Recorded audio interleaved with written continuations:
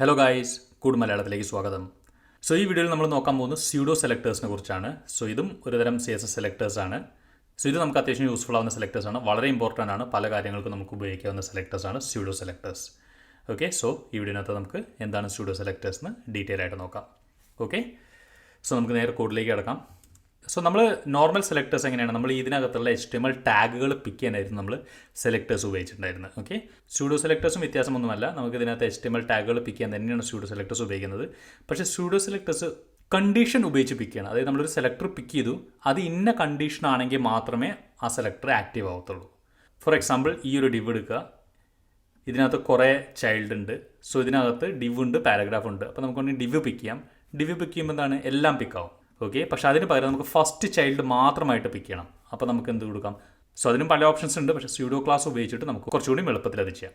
Okay, അങ്ങനെ കുറേ selectors ഉണ്ട്. അതിനെക്കുറിച്ച് നമുക്ക് ഡീറ്റെയിൽ ആയിട്ട് നോക്കാം. ഓക്കെ, ഈ പറഞ്ഞ പോലെ തന്നെ നമ്മൾ ഫസ്റ്റ് നോക്കാൻ പോകുന്ന സ്യൂഡോ സെലക്ടറാണ് first child pseudo selector. Okay, അതെങ്ങനെ നോക്കാം? ഫസ്റ്റ് ചൈൽഡ് സ്യൂഡോ സെലക്ടർ എന്ന് പറഞ്ഞാൽ നമ്മൾ ഒരു പാരന്റിന്റെ അകത്ത് വരുന്നതിനെല്ലാത്തിനും സിബ്ലിങ്സ് എന്നാണ് പറയുന്നത്. ഇതിനകത്ത് നമ്മൾ കൊടുത്ത സെലക്ടർ ഫസ്റ്റ് ചൈൽഡ് ആണെങ്കിൽ, അതായത് ഇതാണ് ഫസ്റ്റ് ചൈൽഡ്, നമ്മൾ കൊടുത്ത സെലക്ടർ ഫസ്റ്റ് ചൈൽഡ് ആണെങ്കിൽ മാത്രമേ സ്റ്റൈൽ അപ്ലൈ ചെയ്യത്തുള്ളൂ. അതിന് കൊടുക്കുന്ന സ്യൂഡോ സെലക്ടറാണ് ഫസ്റ്റ് ചൈൽഡ്. ഫോർ എക്സാമ്പിൾ, നമുക്ക് ഈ ഒരു ടാഗ് സെലക്ട് ചെയ്യാം, ഹെഡർ ഡിവ് ഉപയോഗിച്ചിട്ട്. Dot header div. എന്നിട്ട് അതിനകത്ത് നമുക്ക് ഈ ഡിവ് സെലക്ട് ചെയ്യാം, ഡിവ്. ഓക്കെ, ഇങ്ങനെ സെലക്ട് ചെയ്ത് എന്ത് പറ്റും? ഇത് നമുക്ക് ബാക്ക്ഗ്രൗണ്ട് ഗ്രീൻ കൊടുക്കാം. ഇങ്ങനെ കൊടുത്താൽ എന്ത് പറ്റും? ഇതിനെല്ലാത്തിനും ബാക്ക്ഗ്രൗണ്ട് ഗ്രീൻ ആവും. പക്ഷെ നമുക്ക് എല്ലാത്തിനും ബാക്ക്ഗ്രൗണ്ട് ഗ്രീൻ ആവണ്ട. ഇതിൻ്റെ ഫസ്റ്റ് ചൈൽഡ് ആണെങ്കിൽ മാത്രം സെലക്ട് ചെയ്താൽ മതിയെങ്കിൽ നമുക്കൊരു സ്യൂഡോ സെലക്ടർ കൊടുക്കാം. സ്യൂഡോ സെലക്ടർ കൊടുക്കുന്നത് എപ്പോഴും ഒരു കോളൻ ഇട്ട ശേഷമാണ്, സിംഗിൾ കോളൻ ഇട്ട ശേഷം ഫസ്റ്റ് ചൈൽഡ് എന്ന് പറഞ്ഞു കൊടുക്കാം. അതായത് ഇതിനകത്തെ ഡിവ്, അത് ഈ ഹെഡർ ഡിവിനകത്തെ ഡിവ് ഫസ്റ്റ് ചൈൽഡ് ആണെങ്കിൽ മാത്രമേ ഈ ബാക്ക്ഗ്രൗണ്ട് ഗ്രീൻ ആവത്തുള്ളൂ. ഓക്കെ, അപ്പോൾ നമുക്ക് റിഫ്രഷ് ചെയ്ത് നോക്കാം. ഇത് ഗ്രീനായി. ഓക്കെ, ഇവിടെ നോക്കുവാണെങ്കിൽ ഞാൻ ഈ ഡിവിൻ്റെ താഴെ കുറേ പാരഗ്രാഫ് ഇട്ടിട്ടുണ്ട്. ഓക്കെ, നമുക്ക് ഈ ഡിവിന് പകരം പി ഇട്ട് കൊടുത്താൽ എന്ത് പറ്റും നോക്കാം. പി കൊടുത്തു കഴിഞ്ഞാൽ എന്ത് പറ്റും നോക്കാം. റിഫ്രഷ് ചെയ്തു, ഒന്നും സെലക്ട് ആയില്ല. കാരണം എന്താണെന്ന് വെച്ച് കഴിഞ്ഞാൽ ഈ പി എന്ന് പറയുന്നത് ഇതിൻ്റെ പാരൻറ്റിൻ്റെ ഫസ്റ്റ് ചൈൽഡ് അല്ല. ഓക്കെ, ഫസ്റ്റ് ചൈൽഡ് ആണെങ്കിൽ മാത്രമേ ഈ ഫസ്റ്റ് ചൈൽഡ് സെലക്ട് എടുക്കത്തുള്ളൂ. ഓക്കെ, അതാണ് first pseudo selector, first child. അതുപോലെ തന്നെ ലാസ്റ്റ് ചൈൽഡ് എന്ന് പറഞ്ഞ സ്യൂഡോ സെലക്ടർ ഉണ്ട്. അതെന്താണ്? ഫസ്റ്റ് ചൈൽഡിൻ്റെ നേരെ ഓപ്പോസിറ്റ് ആണ്. ഈ പറഞ്ഞ സെലക്ടർ ഇതിൻ്റെ പാരൻറ്റിൻ്റെ ലാസ്റ്റ് ചൈൽഡ് ആണെങ്കിൽ മാത്രമേ ഇത് സെലക്ട് ആവത്തുള്ളൂ. ഓക്കെ, റിഫ്രഷ് ചെയ്ത് കഴിഞ്ഞാൽ ഇത് ഇട്ടു. ഓക്കെ, ഫോർ എക്സാമ്പിൾ ഇതിൻ്റെ ലാസ്റ്റ് ചൈൽഡ് പി ആണ്, അതുകൊണ്ട് അത് സെലക്റ്റായി. ഓക്കെ, ഇനി നേരെ ഡിവ് കൊടുത്താൽ ഇവിടെ ഈ പിക്ക് പകരം ഡിവ് കൊടുത്തു കഴിഞ്ഞാൽ നമ്മൾ പ്രതീക്ഷിക്കുന്നതിൽ ലാസ്റ്റ് ഡിവ് സെലക്ട് ചെയ്യുന്നതാണ്. അങ്ങനെയല്ല, ഈ സെലക്ട് ചെയ്ത ഡിവ് ഇതിൻ്റെ ലാസ്റ്റ് ചൈൽഡ് ആവണം. ലാസ്റ്റ് ചൈൽഡ് ആണെങ്കിൽ മാത്രമേ ഇത് ഗ്രീൻ ആവത്തുള്ളൂ. അപ്പോൾ ഈ ഡിവ് ഇതിൻ്റെ ലാസ്റ്റ് ചൈൽഡ് അല്ല. അതായതുകൊണ്ട് ഇത് ഒന്നും സെലക്ട് ആവത്തില്ല.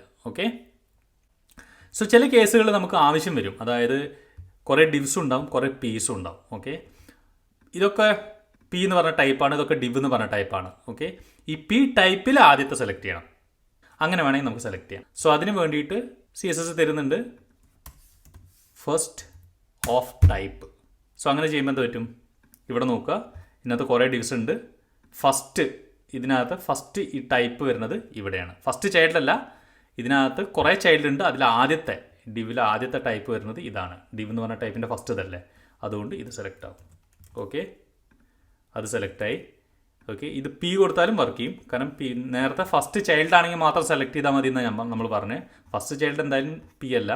പക്ഷേ ഇത് ടൈപ്പ് ഒരുപാട് പി ഉണ്ടെങ്കിൽ അതിൽ ആദ്യത്തെ, അപ്പോൾ ഇങ്ങനത്തെ ടൈപ്പുകളിലെ ആദ്യത്തെ പി ഇത് സെലക്ട് ആവും.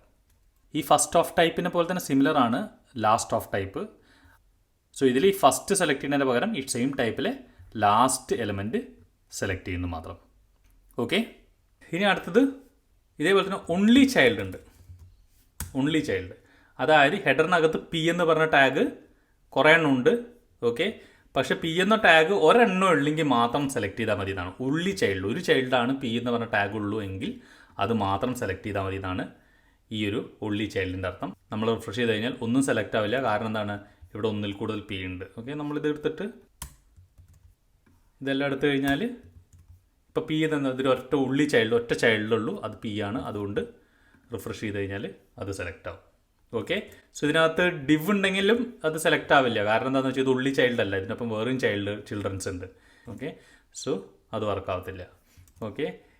സോ നേരത്തെ പറഞ്ഞ പോലെ തന്നെ അതിന് വേറെ ടാഗ് ഉണ്ട്, ഓൺലി ഓഫ് ടൈപ്പ്. ഓക്കെ. അപ്പോൾ പി എന്ന് പറയുന്നത് ഇതിനകത്തെ ഈ ടൈപ്പിൽ ഒരെണ്ണേ ഉള്ളൂ. ഓക്കെ. സോ അങ്ങനത്തെ കേസ് ആയതുകൊണ്ട് ഈ പി സെലക്ട് ആവും. ഓക്കെ. നേരെ മറിച്ച് നമ്മളിത് ഡിവ് ആണ് കൊടുക്കുന്നതെങ്കിൽ സെലക്ട് ആവത്തില്ല.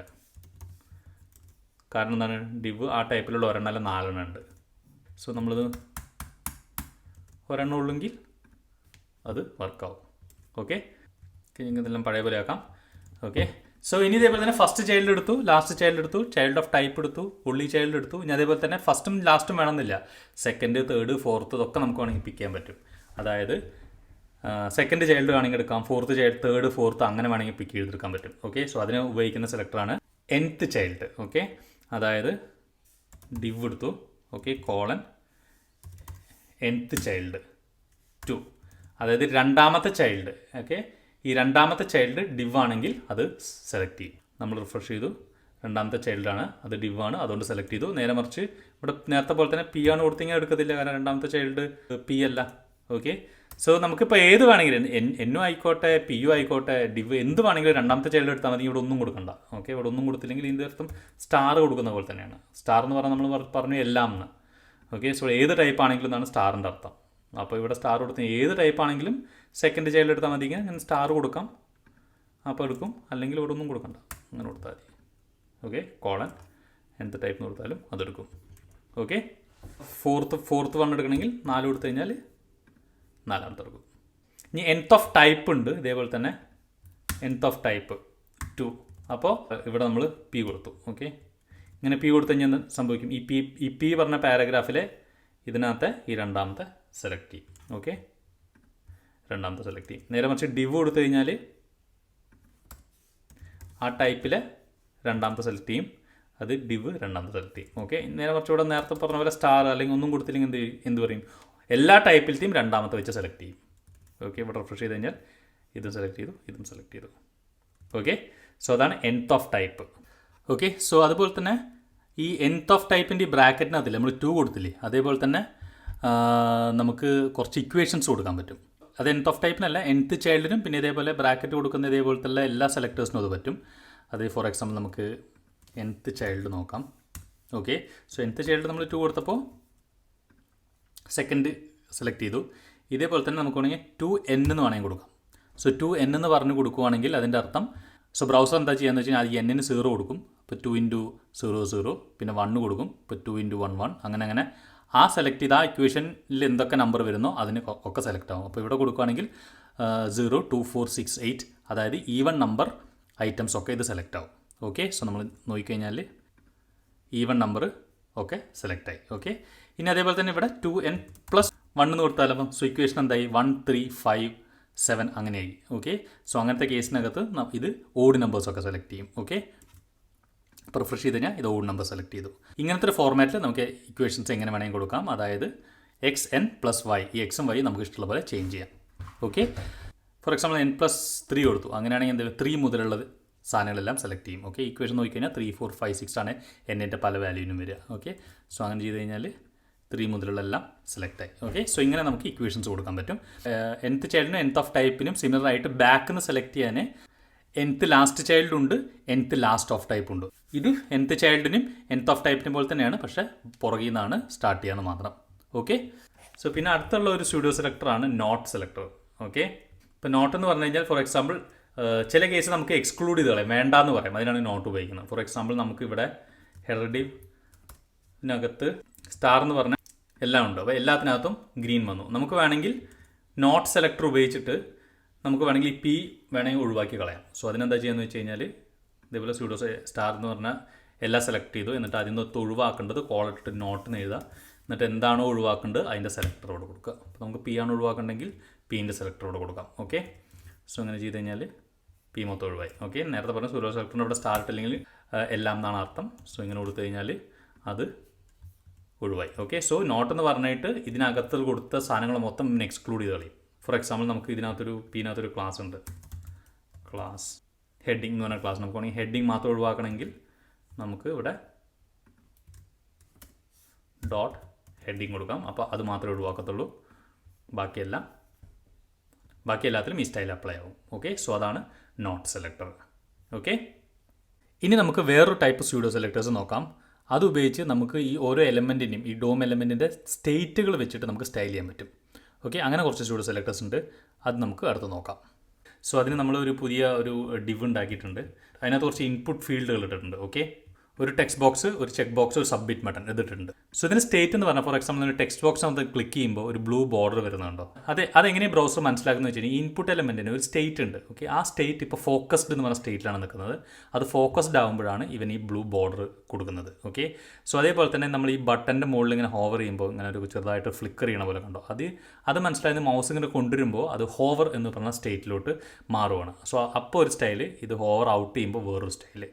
അങ്ങനെ കുറേ സ്റ്റേറ്റ് ഉണ്ട്. ഈ ഹോവർ എന്ന് പറഞ്ഞ ബട്ടൺ അല്ല, ഈ ഒരു വിധം എല്ലാ എലമെൻറ്റിനും ഈ ഹോവർ സ്റ്റേറ്റ് ഉണ്ട്. പക്ഷേ ഈ ഫോക്കസൊക്കെ ഫോക്കസബിൾ എലമെൻറ്റ്സിന് മാത്രമേ ഉണ്ടാവുള്ളൂ. അതായത് ഇൻപുട്ട്, ഇതുപോലെ ചെക്ക് ബോക്സ്, അതിന് മാത്രമേ ഫോക്കസബിൾ സ്റ്റേറ്റ് ഉണ്ടാവുള്ളൂ. നമുക്ക് ഏത് എലമെൻറ്റ് വേണമെങ്കിൽ നമുക്ക് ഫോക്കസബിൾ ആക്കാം, അത് വേറെ കാര്യം. പക്ഷേ അങ്ങനെ ഫോക്കസബിൾ ആയിട്ടുള്ള എലമെൻറ്റിനൊക്കെ നമുക്ക് ഈ ഫോക്കസ് എന്ന് പറഞ്ഞ സ്റ്റേറ്റ് ഉണ്ടാവും. സോ അതുകൂടാതെ ഈ ചെക്ക് ബോക്സ് ആണ് നമ്മളിതിങ്ങനെ ചെക്ക് ചെയ്ത് കഴിഞ്ഞാൽ ചെക്ക് എന്ന് പറഞ്ഞ സ്റ്റേറ്റ് ഉണ്ടാവും. പിന്നെ ഈ നമുക്ക് ഇൻപുട്ട് എലമെൻറ്റ് വേണമെങ്കിൽ നമുക്ക് ഡിസേബിൾ ചെയ്യാം. ഓക്കെ, ഫോർ എക്സാമ്പിൾ നമുക്ക് ഈ ടെക്സ്റ്റ് ബോക്സോ ചെക്ക് ബോക്സോ എന്ത് വേണമെങ്കിൽ നമുക്ക് വേണമെങ്കിൽ ഡിസേബിൾ ചെയ്യാൻ പറ്റും. ഓക്കെ, സോ അതേപോലെ തന്നെ ഇതിന് റിക്വയർഡ് കൊടുക്കാൻ പറ്റും. റിക്വയർഡ് എന്ന് പറഞ്ഞു കഴിഞ്ഞാൽ അതിനകത്ത് എന്തെങ്കിലും ഡാറ്റ വേണം നിർബന്ധമായിട്ടും. ഓക്കെ, സോ അതാണ് റിക്വയർഡ് എന്ന് പറഞ്ഞ സ്റ്റേറ്റ്. ഓക്കെ, അങ്ങനെ എല്ലാ എലിമെൻറ്റ്സിനും ഇതേപോലെ പല സ്റ്റേറ്റുകൾ എടുക്കാൻ പറ്റും. അങ്ങനെ സ്റ്റേറ്റ് അനുസരിച്ചിട്ട് നമുക്ക് ഓരോന്ന് സ്റ്റൈൽ ചെയ്യാൻ പറ്റും. ഓക്കെ, ഫോർ എക്സാമ്പിൾ ഫോക്കസിന് ഇതാണ് ഡീഫോൾട്ട് സ്റ്റൈൽ. ഫോക്കസ് ആണെങ്കിൽ നമുക്ക് ഇതിൻ്റെ ടെക്സ്റ്റിന് വേണമെങ്കിൽ ഒരു റെഡ് കളർ കൊടുക്കണം. സോ അങ്ങനെയാണെങ്കിൽ എന്ത് ചെയ്യും? ഓക്കെ, ഫോർ എക്സാമ്പിൾ നമ്മളിവിടെ ഇൻപുട്ട് ടൈപ്പ് ഇസിക്കൽ ടു ടെക്സ്റ്റ് നമുക്ക് ഇതാണ് സെലക്ട് ചെയ്യേണ്ടത്. ഓക്കെ, സോ നമ്മളിത് എങ്ങനെ സെലക്ട് ചെയ്യും? കൺട്രോൾസ് എന്ന് പറഞ്ഞാൽ അതിനകത്ത് പോയിട്ട് ഡോട്ട് കൺട്രോൾസ്. ഓക്കെ, കൺട്രോൾസ് ഒന്നും കൊടുക്കണമെന്നില്ല, കാരണം നമ്മൾ കൺട്രോൾസ് കൊടുക്കുന്നത് വേറെയും ചില സ്ഥലത്ത് ഇൻപുട്ടുകൾ ഉണ്ടാവാം. ഓക്കെ, സോ അതൊന്നും കോൺഫ്ലിക്റ്റ് അടിക്കേണ്ട. ഈ കൺട്രോളിനകത്തുള്ള ഇൻപുട്ടുകൾ മാത്രം മതി എന്ന് പറഞ്ഞിട്ട് സെലക്ട് ചെയ്യുന്നതുകൊണ്ടാണ് നമ്മളിവിടെ കൺട്രോൾസ് കൊടുത്തത്. കൺട്രോൾസ്, അതിനകത്ത് ഇൻപുട്ട് എടുക്കാം. ഓക്കെ, അതിനകത്ത് ഇൻപുട്ട്. സോ ഇൻപുട്ടിനകത്ത് 3 ഇൻപുട്ട് എടുക്കേണ്ട. ഈ ടെക്സ്റ്റ് മാത്രം എടുത്താൽ മതി. ഇതിന് വേറെ ക്ലാസ് ഒന്നും കൊടുത്തിട്ടില്ല. പക്ഷേ നമുക്ക് ആട്രിബ്യൂട്ട് വഴി പിക്ക് ചെയ്യാം. സോ അത് നമ്മളിങ്ങനെ സ്ക്വയർ ബ്രാക്കറ്റിൽ എടുത്തിട്ട് ആട്രിബ്യൂട്ട് വഴി നമുക്ക് പിക്ക് ചെയ്യാൻ പറ്റും. ഇങ്ങനെ കൊടുക്കാം. ഇതിന് വേണമെങ്കിൽ നമുക്ക് കളർ റെഡ് എന്ന് കൊടുക്കാം. അപ്പോൾ ഇത് റെഡ് കളറാവും. ഓക്കെ, പക്ഷേ ഇത് നമ്മൾ ഈ ഫോക്കസ് ചെയ്യുമ്പോൾ മാത്രം റെഡ് മതി. ഫോക്കസ് എടുത്തു കഴിഞ്ഞാൽ ഇത് ബ്ലാക്ക് ആവണമെങ്കിൽ നമുക്ക് എന്ത് ചെയ്യാം? ഒരു സ്യൂഡോ സെലക്ടർ കൊടുക്കാം. അതായത് ഈ ഒരു ഇൻപുട്ട് ടെക്സ്റ്റ് ഫോക്കസ് ആണെങ്കിൽ മാത്രം റെഡ് മതി. ഓക്കെ, സോ നമ്മൾ റിഫ്രഷ് ചെയ്തു. ഫോക്കസ് ആകുമ്പോൾ റെഡ്, ഫോക്കസ് എടുത്തു കഴിഞ്ഞാൽ അത് ബ്ലാക്കായി. ഓക്കെ, അപ്പോൾ ഫോക്കസ്ഡിനകത്ത് റെഡായി, ഫോക്കസ് എടുത്തു കഴിഞ്ഞപ്പോൾ അത് ബ്ലാക്കായി. ഓക്കെ, സോ നമുക്ക് അങ്ങനെ എന്ത് സ്റ്റൈൽ വേണമെങ്കിൽ കൊടുക്കാം. നമുക്ക് വേണമെങ്കിൽ ബോർഡർ നമുക്ക് വേണമെങ്കിൽ ബോർഡർ മാറ്റി കൊടുക്കാം. ഒരു 3 പിക്സൽ കൊടുത്തു കഴിഞ്ഞാൽ ഓക്കെ നമ്മൾ ഫോക്കസ് ചെയ്യുമ്പോൾ ഇതേപോലെ ബോർഡർ വരും. 1 പിക്സൽ എടുത്ത് കാണില്ല, കാരണം ഈ ഓൾറെഡി ഉള്ള ബോർഡർ അതിനെ മറയ്ക്കുന്നുണ്ട്, നമുക്ക് കാണത്തില്ല. നമുക്കിങ്ങനെ ഒരു സ്റ്റേറ്റിന് വേണമെങ്കിൽ നമുക്ക് സ്റ്റൈൽ കൊടുക്കാം. ഇത് ഫോക്കസ്ഡ് ആണ്. ഇനിയിപ്പോൾ ഡിസേബിൾഡ് ആണെങ്കിൽ ഓക്കെ നമുക്കിതൊക്കെ എടുത്ത് കളയാം. ഫോർ എക്സാമ്പിൾ നമ്മളിവിടെ ഡിസേബിൾഡ് ആണ്. ഓക്കെ, ഡിസേബിൾഡ് ആകുമ്പോൾ ഇത് ഇങ്ങനെയാണ്. ഓക്കെ, ഡിസേബിൾഡ് ആണെങ്കിൽ നമുക്ക് കുറച്ചും കൂടി ഡാർക്ക് വേണം. ഓക്കെ, കുറച്ചും കൂടി ഡാർക്ക് ഗ്രേ കൊടുക്കണം. അപ്പോൾ നമുക്ക് വേണമെങ്കിൽ ഡിസേബിൾഡ് സ്റ്റൈലാണെങ്കിൽ ബാക്ക്ഗ്രൗണ്ട് കുറച്ചും കൂടി ഡാർക്ക് ഗ്രേ കൊടുത്തു കഴിഞ്ഞാൽ ഡിസേബിളിന് കുറച്ചും കൂടി ഡാർക്ക് ഗ്രേ കിട്ടും. ഓക്കെ, സോ അതേപോലെ തന്നെ ഈ ചെക്ക് ബോക്സിനകത്തും റേഡിയോ ബോക്സിനകത്തൊക്കെ ചെക്ക്ഡ് എന്ന് പറഞ്ഞ സ്റ്റേറ്റ് ഉണ്ട്.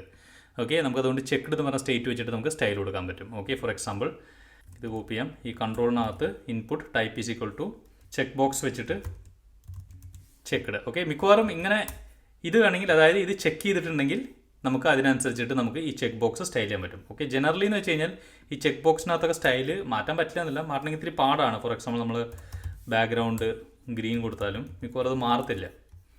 ഓക്കെ, സോ അതിന് നമ്മൾ യൂസർ സെലക്ട് നൺ എന്നൊക്കെ കൊടുത്തിട്ട് നമ്മൾ കുറച്ച് പണി ചെയ്യേണ്ടി വരും ഇതിൻ്റെ ബാക്ക്ഗ്രൗണ്ട് മാറാൻ. ഓക്കെ, സോ ജനറലി ഇതിൻ്റെ ചെക്ക് ബോക്സിൻ്റെ തന്നെ സ്റ്റൈൽ മാറ്റാൻ വേണ്ടിയിട്ടല്ല നമ്മൾ മിക്കവാറും ഇതിൻ്റെ ചെക്ക്ഡ് എന്ന് പറഞ്ഞ സ്റ്റേറ്റൊക്കെ ഉപയോഗിക്കുക. അതായത് ചെക്ക് ബോക്സിൻ്റെ ലേബിളിൻ്റെ ഇതിന് മിക്കവാറും ചെക്ക് ബോക്സിൻ്റെ ഒപ്പം തന്നെ അതിനൊരു ലേബലൊക്കെ വരും. ഓക്കെ, ഫോർ എക്സാമ്പിൾ നമുക്കിവിടെ ലേബൽ ഇടാം. ഈ ട്രൂ എന്നെല്ലാം കൊടുക്കാം. ഓക്കെ, അപ്പോൾ നമുക്കിത് ചെക്ക് ചെയ്യുമ്പോൾ ഈ ലേബിളിൻ്റെ കളർ മാറണം. ഓക്കെ, സോ അങ്ങനെയാണെങ്കിൽ നമ്മൾ എന്ത് ചെയ്യും? നമ്മൾ ഇത് ചെക്ക്ഡ് ആണെങ്കിൽ ഓക്കെ നെക്സ്റ്റ് സിബ്ലിങ്ക് നമുക്ക് പിക്ക് ചെയ്യണമെങ്കിൽ പ്ലസ് എന്ന് പറഞ്ഞിട്ടുള്ള സ്യൂഡോ സെലക്ടർ നോക്കിയിട്ടുണ്ടായിരുന്നു. പ്ലസ് എന്ന് പറഞ്ഞു കഴിഞ്ഞാൽ തൊട്ടടുത്ത് കിടക്കുന്ന സിബ്ലിംഗ് ആണ്. അപ്പോൾ ഇത് സെലക്ട് ചെയ്തു, അതിൻ്റെ തൊട്ടടുത്ത് കിടക്കുന്ന സിബ്ലിംഗ് ആണ് ലേബൽ. നമുക്ക് അങ്ങനെ സെലക്ട് ചെയ്യാം. ഓക്കെ, ലേബൽ എടുത്തു. എന്നിട്ട് വേണമെങ്കിൽ നമുക്ക് കളർ റെഡ് കൊടുക്കാം. ഓക്കെ, സോ ഇങ്ങനെയൊക്കെ ചെയ്ത് കഴിഞ്ഞാൽ നമുക്കിവിടെ എന്ത് ചെയ്യുന്നത് വെച്ച് കഴിഞ്ഞാൽ ചെക്ക് ചെയ്യുമ്പോൾ ഇത് റെഡാവും, അൺചെക്ക് ചെയ്യുമ്പോൾ പഴയ കളറാവും. സോ അങ്ങനെ നമ്മുടെ ഈ സ്റ്റേറ്റ് വെച്ചിട്ട് അടുത്തുള്ള എലമെൻറ്റ് വേണമെങ്കിൽ നമുക്ക് സ്റ്റൈൽ ചെയ്യാൻ പറ്റും. ഓക്കെ, സോ അതുപോലെ തന്നെ അടുത്താണ് ഹോവർ. നമുക്ക് വേണമെങ്കിൽ ഈ സബ്മിറ്റ് ബട്ടൺ നമുക്ക് ഹോവർ ചെയ്യുമ്പോൾ നമുക്ക് വേറെ കളർ വേണമെങ്കിൽ കൊടുക്കാം. ഫോർ എക്സാമ്പിൾ ഇതെടുത്തു, നമ്മുടെ സബ്മിറ്റ് ബട്ടൺ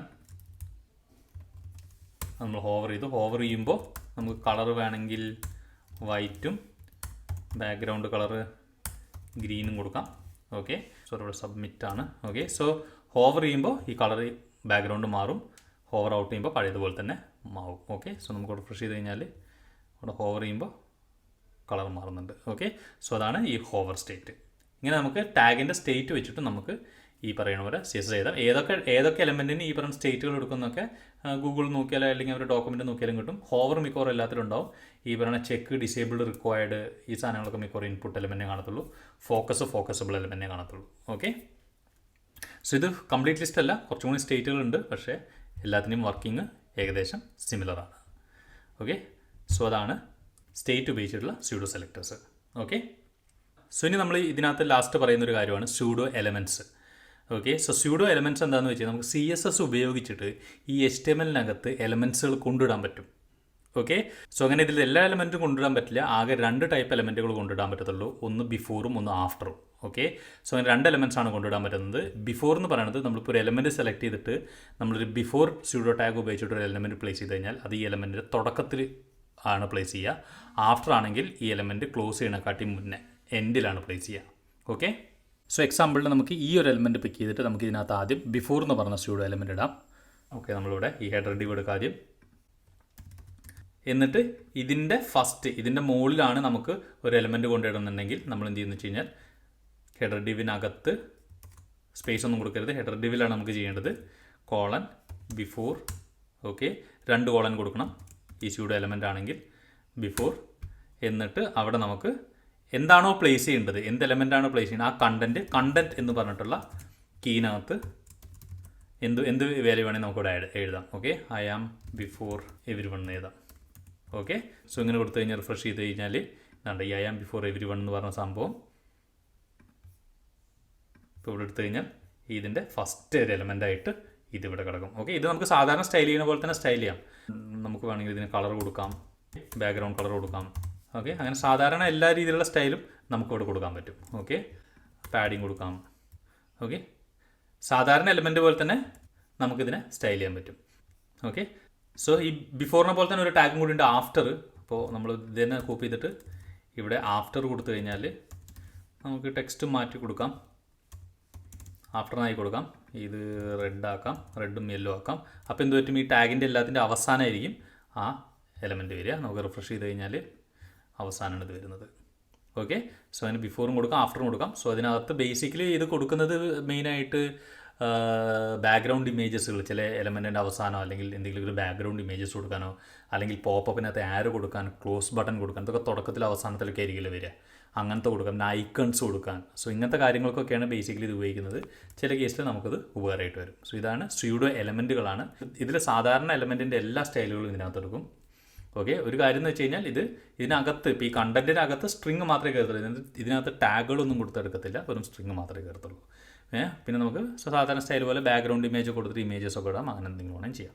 ഓക്കെ, സോ അതാണ് സ്യൂഡോ എലമെൻറ്റ്. ഓക്കെ, സോ ഇത്രയുള്ള വീഡിയോയ്ക്കകത്ത് CSS ട്യൂട്ടോറിനകത്ത് ഇനിയും ഒരുപാട് വീഡിയോസ് വരുന്നുണ്ട്. സോ തീർച്ചയായും കാണുക. സോ വീഡിയോ ഇഷ്ടപ്പെട്ടെന്ന് വിചാരിക്കുന്നു. വീഡിയോ ഇഷ്ടപ്പെട്ടാൽ തീർച്ചയായും ലൈക്ക് ചെയ്യുക. ആവശ്യമുള്ള എല്ലാവരുമായിട്ട് ഇത് ഷെയർ ചെയ്യുക. ഇതുപോലത്തെ കൂടുതൽ വീഡിയോകൾ സബ്സ്ക്രൈബ് ചെയ്യുക. അടുത്ത വീഡിയോയിൽ കാണുന്നവരെ ബൈ.